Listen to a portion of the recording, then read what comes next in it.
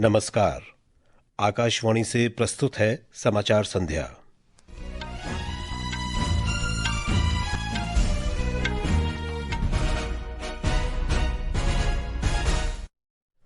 नागर विमानन महानिदेशालय ने भारतीय विमान बेड़े में मौजूद 34 बोइंग 787 विमानों की निगरानी बढ़ाने का आदेश दिया। एक सरकारी समिति हवाई दुर्घटनाओं को रोकने के लिए मौजूदा मानक संचालन प्रक्रियाओं की जांच करेगी। सुरक्षा बलों ने मणिपुर के 5 घाटी जिलों से 328 अवैध हथियारों का जखीरा बरामद किया। ईरान और इस्राएल के एक दूसरे पर मिसाइल हमलों के बाद तल अवीव, यरूशलेम और तेहरान में धमाकों की आवाज सुनी गई। लंदन में विश्व टेस्ट चैंपियनशिप में ऑस्ट्रेलिया को हराकर दक्षिण अफ्रीका ने 27 वर्षों बाद अपना पहला आईसीसी खिताब जीता। और आईएसएसएफ विश्व कप निशानेबाजी में 10 मीटर एयर राइफल मिश्रित स्पर्धा में आर्य बोरसे और अर्जुन बाबूता की जोड़ी के पदक के साथ भारत ने चौथा स्वर्ण पदक जीता। समाचार संध्या के साथ मैं विशाल शर्मा। नागर विमानन मंत्री के राममोहन नायडू ने बताया है कि नागर विमानन महानिदेशालय ने भारतीय विमान बेड़े में मौजूद 34 बोइंग 787 विमानों की विस्तारित जांच के आदेश दिए हैं। उन्होंने कहा कि इनमें से 8 विमानों का तत्काल निरीक्षण किया जा चुका है।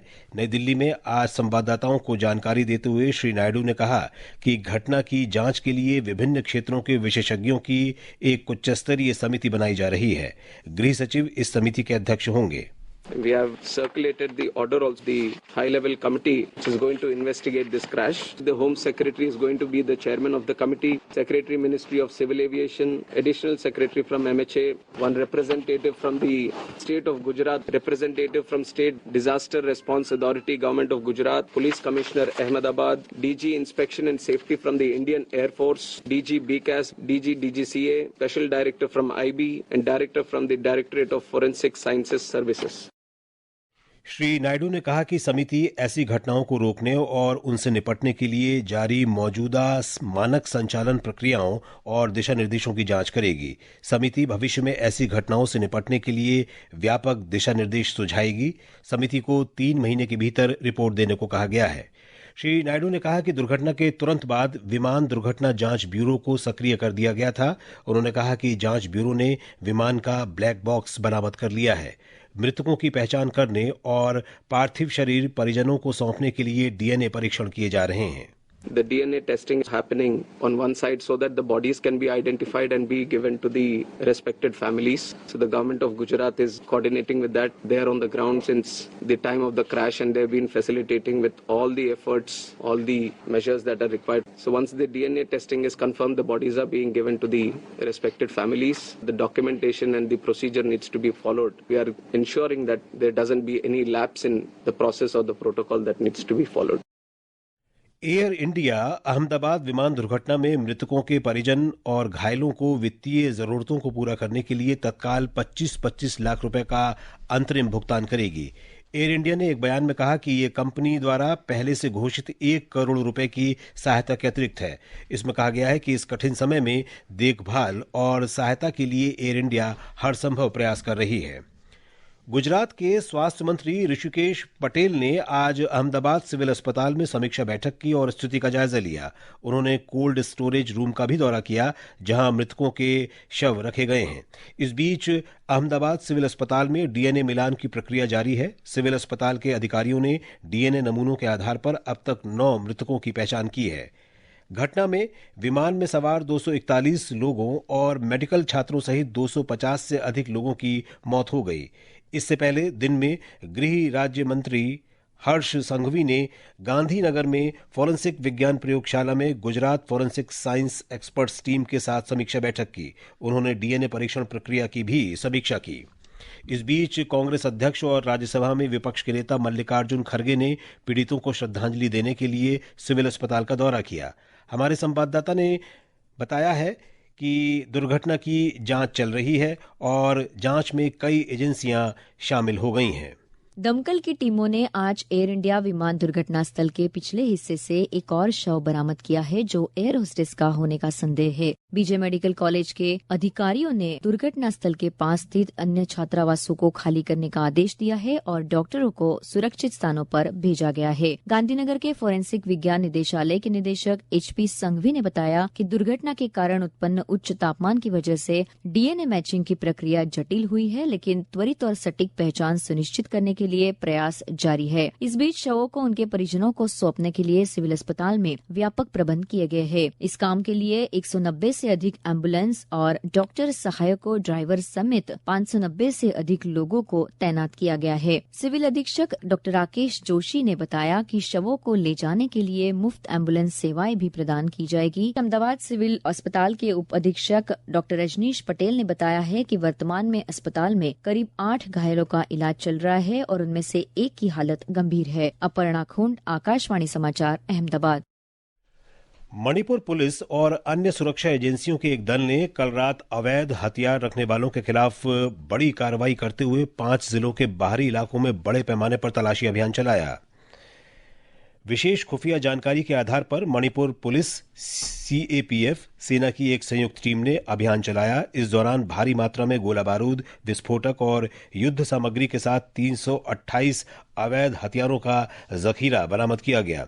मणिपुर पुलिस ने नागरिकों से पुलिस और सुरक्षा बलों के साथ सहयोग करने तथा अवैध हथियारों से संबंधित किसी भी संदिग्ध गतिविधि की सूचना निकटतम पुलिस स्टेशन या केंद्रीय नियंत्रण कक्ष को देने की अपील की है। ये समाचार आकाशवाणी से प्रसारित किए जा रहे हैं। ताज़ा समाचार जानने के लिए आप हमारे social media handle X@AIR News Hindi को फॉलो कर सकते हैं। प्रधानमंत्री नरेंद्र मोदी कल साइप्रस, कनाडा और क्रोएशिया की 5 दिन की यात्रा पर रवाना होंगे। हमारी संवाददाता ने बताया है कि यात्रा के पहले चरण में श्री मोदी राष्ट्रपति निकोस क्रिस्टोडोलिडस के निमंत्रण पर साइप्रस पहुंचेंगे। प्रधानमंत्री नरेंद्र मोदी की 3 देशों की यात्रा साइप्रस से शुरू होगी। ये किसी भारतीय प्रधानमंत्री की 2 दशक में साइप्रस की पहली यात्रा होगी। ये यात्रा इसलिए महत्वपूर्ण है क्योंकि साइप्रस कश्मीर सीमा पार आतंकवाद और संयुक्त राष्ट्र सुरक्षा परिषद में सुधारों पर भारत के रुख का लगातार समर्थन करता रहा है। प्रधानमंत्री मोदी G7 शिखर सम्मेलन में भाग लेने के लिए 16 जून को कनाडा जाएंगे। शिखर सम्मेलन में श्री मोदी प्रमुख वैश्विक मुद्दों पर विचारों का आदान प्रदान करेंगे और कई द्विपक्षीय बैठकें भी करेंगे। यात्रा का अंतिम पड़ाव क्रोएशिया होगा। ये किसी भारतीय प्रधानमंत्री की क्रोएशिया की पहली उच्च स्तरीय यात्रा होगी। क्रोएशिया को भारत मध्य पूर्व यूरोप आर्थिक गलियारे में संभावित भागीदार के रूप में देखा जा रहा है और ये यात्रा भारत क्रोएशिया संबंधों में एक महत्वपूर्ण मील का पत्थर है। राजा द्रोई की रिपोर्ट के साथ समाचार कक्ष से फरहत नाज। केंद्रीय गृह और सहकारिता मंत्री अमित शाह ने मध्य प्रदेश के पचमढ़ी में भारतीय जनता पार्टी के सांसदों और विधायकों के आज से शुरू हुए 3 दिवसीय प्रशिक्षण शिविर का उद्घाटन किया। गृह मंत्री ने मंत्रियों और विधायकों को गलत बयानबाजी से बचने की सलाह दी। उन्होंने कहा कि गलतियां होती हैं, लेकिन इस बात का विशेष ध्यान रखा जाना चाहिए कि इनकी पुनरावृत्ति न हो। वरिष्ठ भाजपा नेता और पूर्व केंद्रीय मंत्री रविशंकर प्रसाद ने कहा है कि ऑपरेशन सिंदूर और पहलगाम आतंकी हमले के बाद कूटनीतिक पहल के तहत 7 संसदीय प्रतिनिधि मंडलों ने वैश्विक मंच पर भारत की आवाज को सर्वसम्मति से प्रतिध्वनित किया है। पटना में संवाददाताओं से बात करते हुए श्री प्रसाद ने कहा कि बैठकों के दौरान विभिन्न देशों के विदेशी नेताओं, थिंक टैंकों और अन्य लोगों ने एक स्वर में सर्वदलीय प्रतिनिधिमंडल के समक्ष पहलगाम हमले की निंदा की।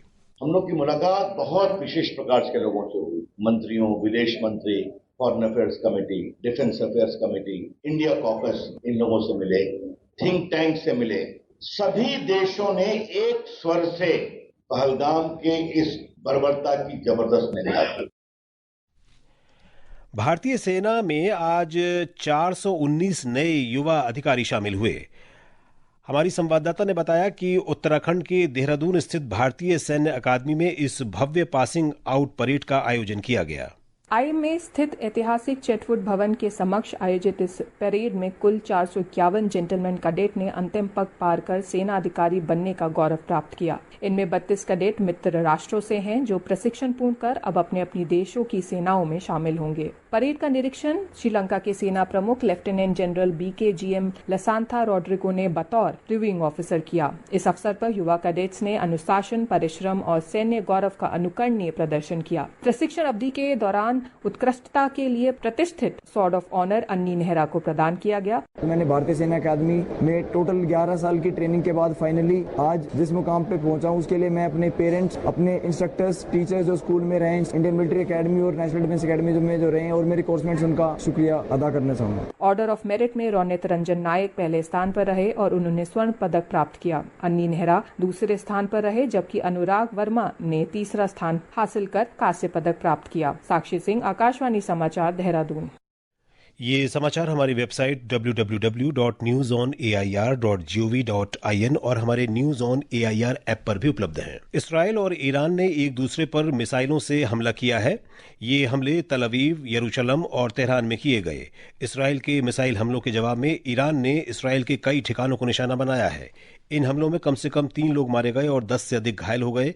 इसराइल की सेना ने कहा है कि ईरान के मिसाइल हमले में उसके 7 सैनिक मारे गए हैं।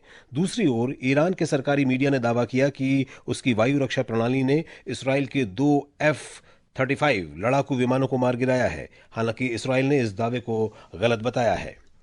मौसम विभाग ने अगले 2 दिनों के दौरान गुजरात, विदर्भ, छत्तीसगढ़ और ओडिशा के कुछ हिस्सों में दक्षिण पश्चिम मानसून के आगे बढ़ने का अनुमान लगाया है। विभाग ने अगले 3 दिनों के दौरान पश्चिम बंगाल, झारखंड और बिहार के कुछ हिस्सों में भी इसी तरह की स्थिति का अनुमान लगाया है। इस बीच उत्तर पश्चिम भारत से आने वाले दिनों में लू की स्थिति में भी कमी आएगी। मौसम विभाग ने आज भीषण लू के चलते राजस्थान, पंजाब और हरियाणा के लिए ऑरेंज अलर्ट जारी किया है। आकाशवाणी समाचार से बात करते हुए मौसम वैज्ञानिक नरेश कुमार ने कहा कि आज भी इन इलाकों में रात के समय गर्म हवाएं चलेंगी। मौसम विभाग ने अगले 2 दिनों के लिए तटीय कर्नाटक, दक्षिण आंतरिक कर्नाटक, केरल, कोंकण और गोवा में अत्यधिक बारिश के चलते रेड अलर्ट भी जारी किया है। और अब खेल खबरें। म्यूनिख में आर्या बोरसे और अर्जुन बबूता की भारतीय जोड़ी ने आज ISSF विश्व कप की 10 metre air rifle mix team स्पर्धा का स्वर्ण पदक जीत लिया। ये मौजूदा विश्व कप में भारत का दूसरा स्वर्ण और कुल चौथा पदक है। लॉर्ड्स में दक्षिण अफ्रीका ने ऑस्ट्रेलिया को हराकर वर्ल्ड टेस्ट चैंपियनशिप WTC का खिताब जीत लिया है। फाइनल मैच के आज चौथे दिन उसने 5 विकेट से जीत हासिल की। एडन मार्करम ने सबसे अधिक 136 रन बनाए। और अब अंत में मुख्य समाचार एक बार फिर। नागर विमानन महानिदेशालय ने भारतीय विमान बेड़े में मौजूद 34 बोइंग 787 विमानों की निगरानी बढ़ाने का आदेश दिया। एक सरकारी समिति हवाई दुर्घटनाओं को रोकने के लिए मौजूदा मानक संचालन प्रक्रियाओं की जांच करेगी। सुरक्षा बलों ने मणिपुर के 5 घाटी जिलों से 328 अवैध हथियारों का जखीरा बरामद किया। ईरान और इसराइल के एक दूसरे पर मिसाइल हमलों के बाद तल अवीव, यरूशलेम और तेहरान में विस्फोटों की आवाज सुनी गई। लंदन में विश्व टेस्ट चैंपियनशिप में ऑस्ट्रेलिया को हराकर दक्षिण अफ्रीका ने 27 वर्षों बाद अपना पहला ICC खिताब जीता। और ISSF विश्व कप निशानेबाजी में 10 मीटर एयर राइफल मिश्र स्पर्धा में आर्य बोरसे और अर्जुन बबूता की जोड़ी के पदक के साथ भारत ने चौथा स्वर्ण पदक जीता। इसके साथ ही समाचार संध्या का ये अंक समाप्त हुआ। नमस्कार।